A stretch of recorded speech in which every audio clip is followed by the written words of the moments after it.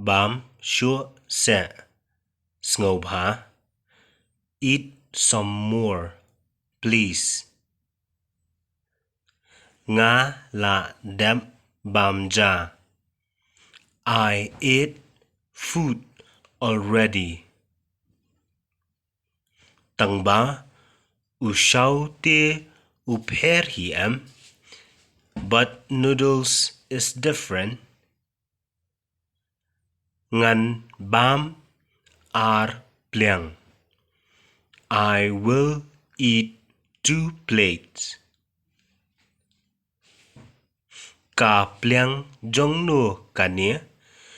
Whose plate is this? Ka day ka jonga. It is mine.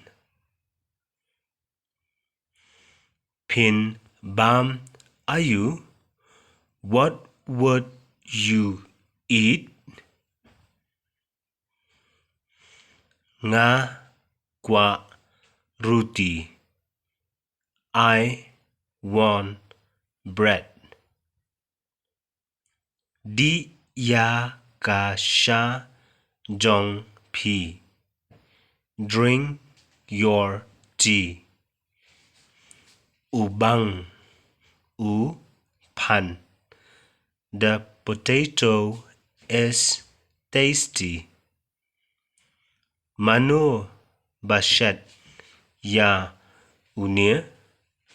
Who cooked this?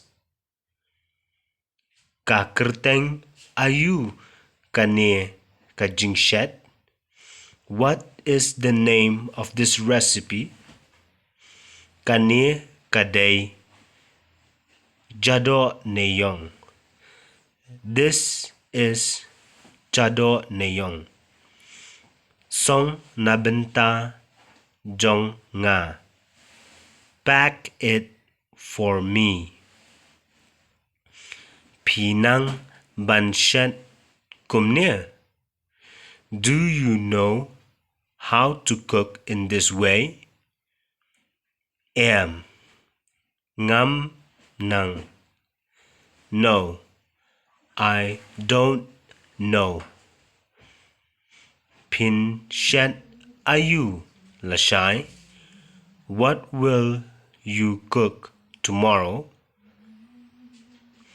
Ngan shet u rimbai padam.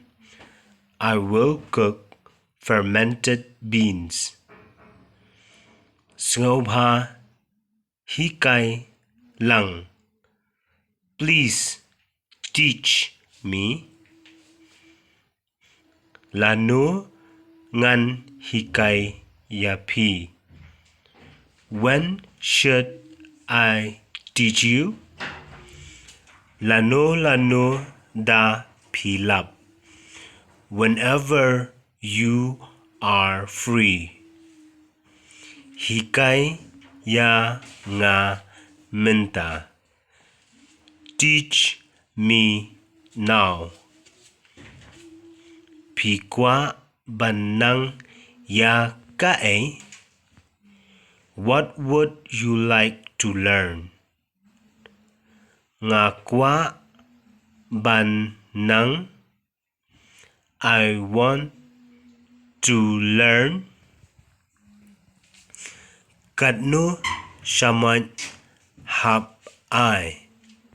How many teaspoons I